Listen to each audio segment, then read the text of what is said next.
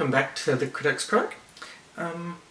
Today we're doing something different, and we're starting another medium of entertainment, one that I am quite familiar and well versed with: video games.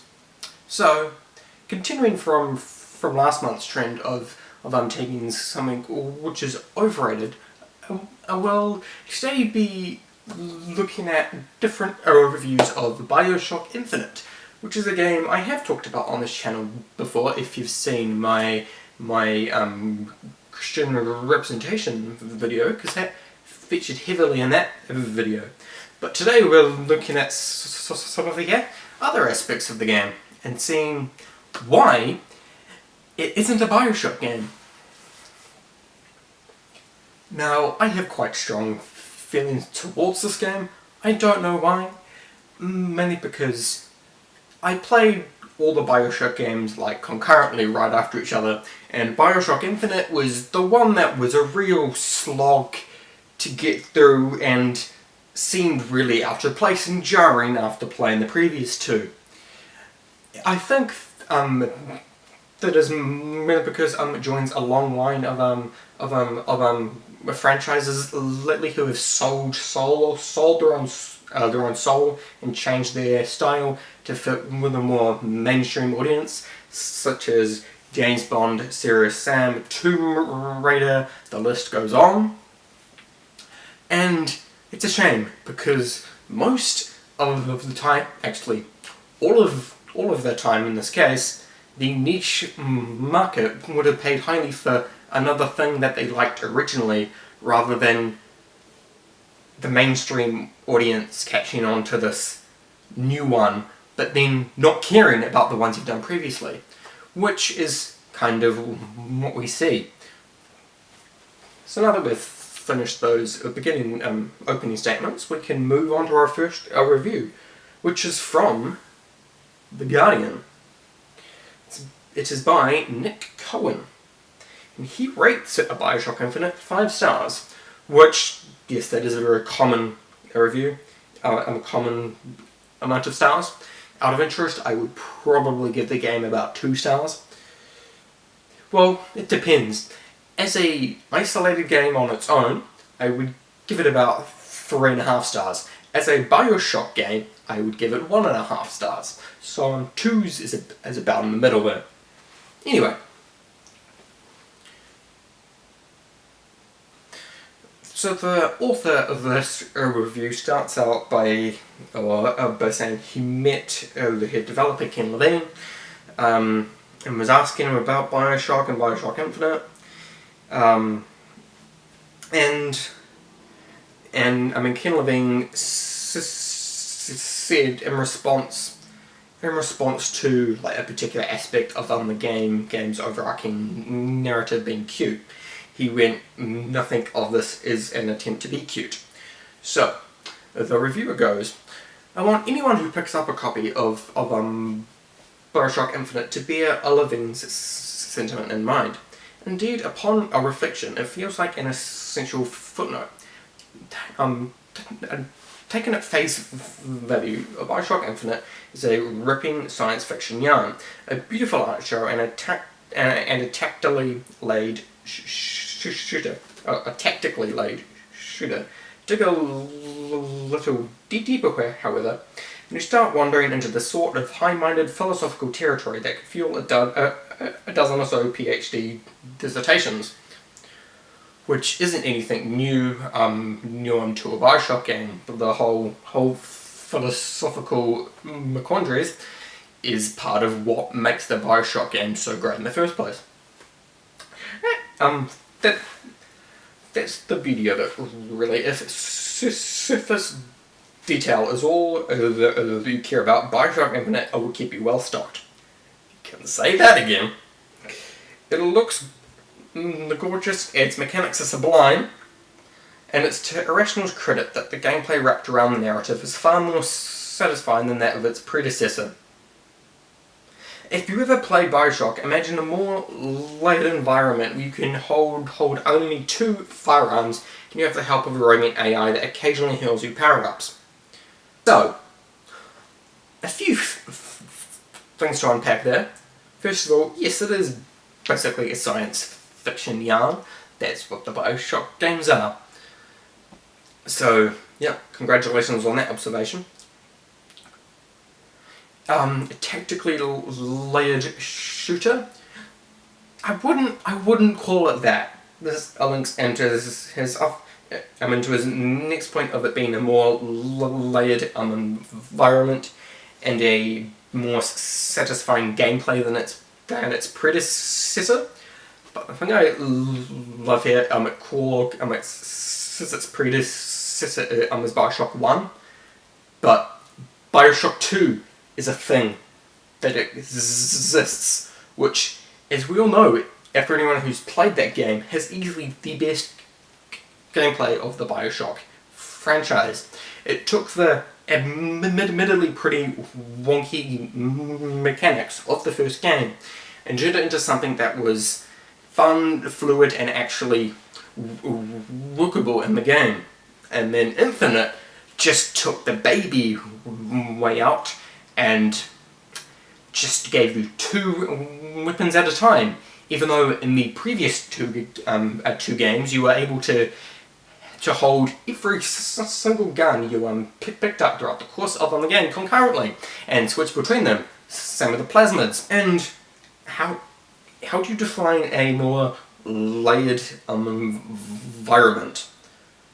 Because he kind of makes a contradiction here. He goes, imagine a more layered environment where you can hold only 2 firearms.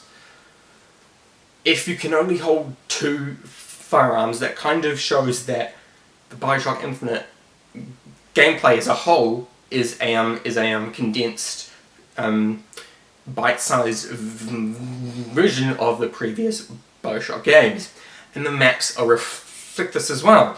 Because the reason I liked Bioshock 1 and 2 was that I am an explorer by nature. I need to go and look in every single room, every single thing to please my OCD. So they had vast expansive maps that you could literally go and just explore. On the map screen they had like a vague showing of where to go and an arrow at the top of the screen pointing in that direction, but you didn't particularly have to follow it. In a particular level in the first game, the arrow isn't even there. You just have to explore it yourself. Whereas Infinite, there's literally nowhere to explore. The game is so vehemently linear that there is no option to go and explore off this path, because they all lead to the same door, so you might as well just walk in a straight line all the way to the end of the game. And this contradicts his next point, which goes, the corridors in this shooter are wide, frequently multi-tiered, and crammed to the rafters with weapons and enemies. There's hardly ever just one way to emerge from a firefight victorious. The number of tactical alternatives open to the player is lengthy enough to offer hours upon hours of replay value. I could go into lengthy detail about game's tiers, or the number of battles where you use a skyhook and rail adds another series of options, but that's not Bioshock Infinite's main draw. Well, skyhook and the rail, it is what we call a gimmick. It is not particularly a consistently viable strategy. They don't work against the tougher boss enemies of the game, and they only kind of work on the mook enemies, on just the regular run-of-the-mill variety. You don't go through the entire game just hitting people with the skyhook. That's why you have guns. And the vigors to shoot stuff out of your hands. And there isn't really heaps of ways to do a particular firefight. All the guns are pretty much exactly the same. There's your run-of-the-mill basic FPS, the guns. You have a couple of pistols, a couple of shotguns, a couple of semis, but then, like at a particular point in the game, they stop coming up with original weapons and just make slightly worse versions of the ones you already have.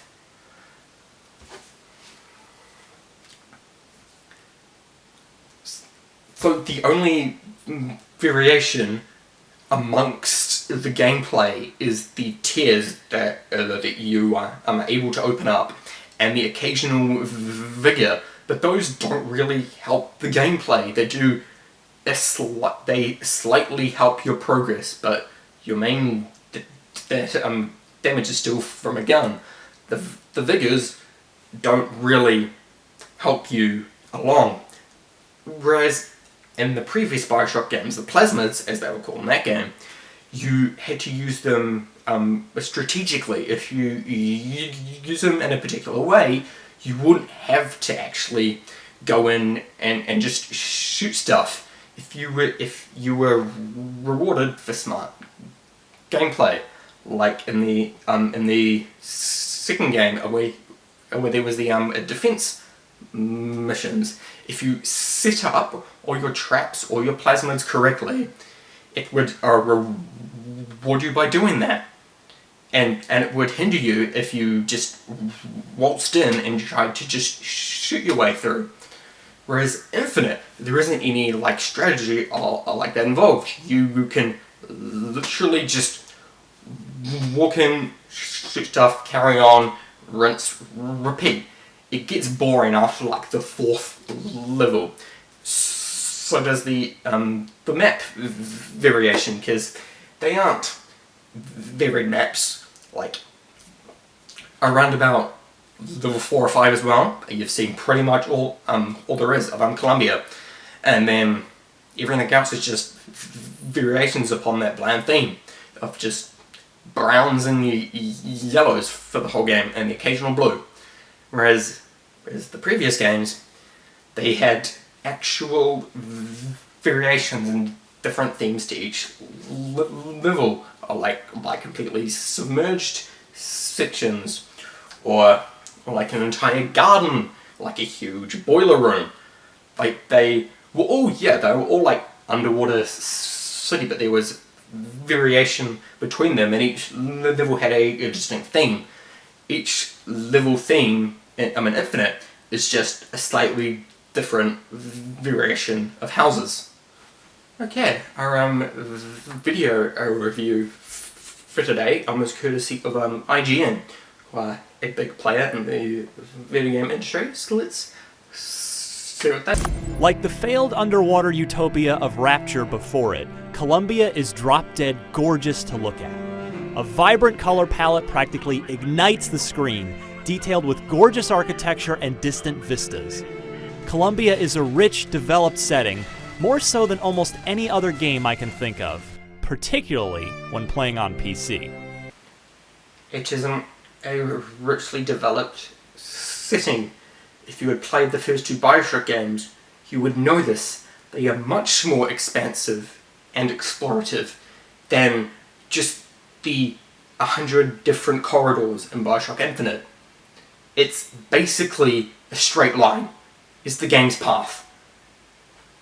And it links back to my previous point of, past the 4th level, you have seen every variation of the city, because all of Columbia looks the same. That's the problem of setting your game in a specific setting. You want to break them up so that a particular setting has variation amongst it. Play like any Metroid game to work that out. The story, of course, is a huge draw to Bioshock, and Infinite doesn't disappoint. It starts simple, with your Booker DeWitt tasked with traveling to Columbia to find a teenage girl named Elizabeth and bring her to New York in order to pay off a debt. Naturally, things get progressively weirder from there without ever making your eyes roll. As for the big twist, Infinite doesn't have the same advantage Bioshock 1 did, in that this time around, you're expecting a big plot twist. Again, have you played Bioshock 2? Because it's already done this. At first glance, and in fact in its early hours, Infinite plays a lot like the first Bioshock. No, it doesn't. Bioshock 1 isn't a glorified walking simulator for its first hour and a half. It's action from the get-go. This is just Booker walking around a town doing absolutely nothing for an hour and a half until the action starts, until you finally pick up an actual weapon. She has a suite of what are essentially superpowers, including the ability to open tears in the game world and teleport things in, like cover points, automated turrets, and more. That power's eventually explained in a cool way, and it adds a unique layer to combat that encourages variety and experimentation. Not particularly, because, any given fight, there's only like 4 or 5 options of like tiers. So once you've opened all of them after each other, then that's kind of all the variety in that fight that you're going to get. I even love how Infinite dispenses with all the hand-holdy crap we've seen in other games without leaving you to wander around aimlessly. I would be impressed if you managed to wander around aimlessly in any of the maps in this game. You won't find any tagged characters, compasses, or giant "go here" arrows in Columbia. Oh. Bioshock Infinite is probably the biggest example of a game that holds your hand that I can think of, yet apparently it doesn't do it in this. You literally have a button that gives you specific directions on where to go, just in case the straight line wasn't clear enough. On the other hand, again, the previous Bioshock games just had a arrow at the top, like a compass, roughly pointing to where you had to go. So it wasn't just a line on the floor that you could just spam and follow to reach your objective. To me, it felt like the same story with the same impact could have been told in a bit tighter of a package. Exactly, which shows how utterly pointless half of the levels are. You're just going on random bits of the path which have absolutely no bearing on the plot. They're just there to extend the game out a bit, because they realised that they needed extra levels in there but weren't sure what to do, because all of their story was in the ending. So what's that mean for you? Bioshock Infinite may not be the genre savior some hoped it'd be, but it fulfills most of its sky-high potential. 9.5. Even though you admitted the campaign was stretched out, parts of the gameplay were unnecessary and boring, and there wasn't enough variation in the combat. That's only worth apparently 0.5 of your top rating for, I don't know, whatever reason. Because I would argue they are more important than every other factor you list. Because above all else, a video game needs good gameplay. Because it's a video game. If I wanted a good story, I would turn to a film or a TV show first. A good story in a video game is a good bonus, but there are great games which exist which don't have a story at all.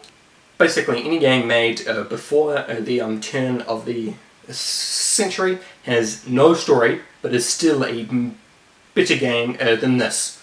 Why? Because it has good gameplay. It is fun to play. That is why we play a video game. We don't go, oh yeah, that game is absolutely irritating to actually play, but hey, the story was really good. Just go watch a film. So yeah, that's my hot take on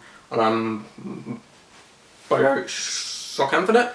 I know it isn't a particularly hot take, but it's still necessary because its rating is this, apparently. So it's still an overrated game by a lot of ways. because I've noticed a lot of Game of the Year or like really great games recently have not really been that great. They've been popular with like mainstream. The only like Game of the Year winner that I have played that I have actually enjoyed has been Metal Gear Solid 5. Because I might do Tomb Raider next week, which suffers from basically the exact same problems as Bioshock Infinite. But that's a problem of the next month. Until then, farewell.